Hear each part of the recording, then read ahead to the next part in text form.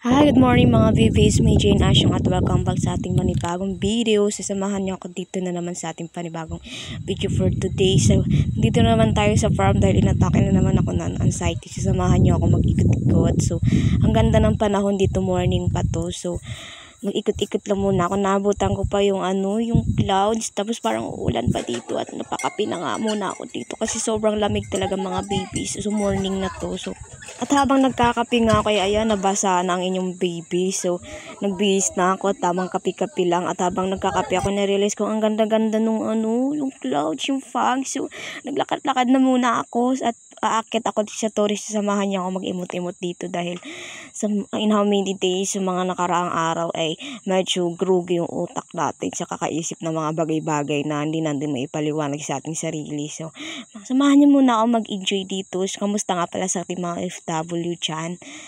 Sana sa mabuting kalagayan kayo ngayong araw. At samahan niyo ako mag-imot muna dito sa ating rooftops. Ang ganda-ganda lang ng view dito. Nakikita yung buong city ng Antipolo.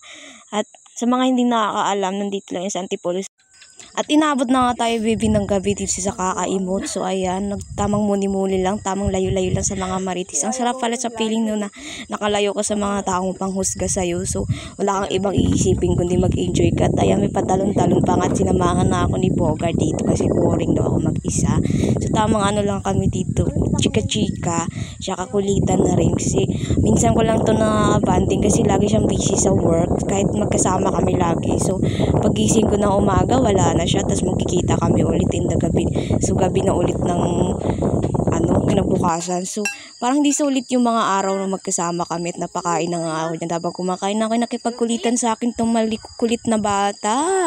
Ang cute-cute. Sinong nanay mo? Ang sarap-sarap ng kurotin. So buti nga lang at habang kumakain ako, pumunta sa akin itong bata. So nakipagkulitan na ako since boring naman.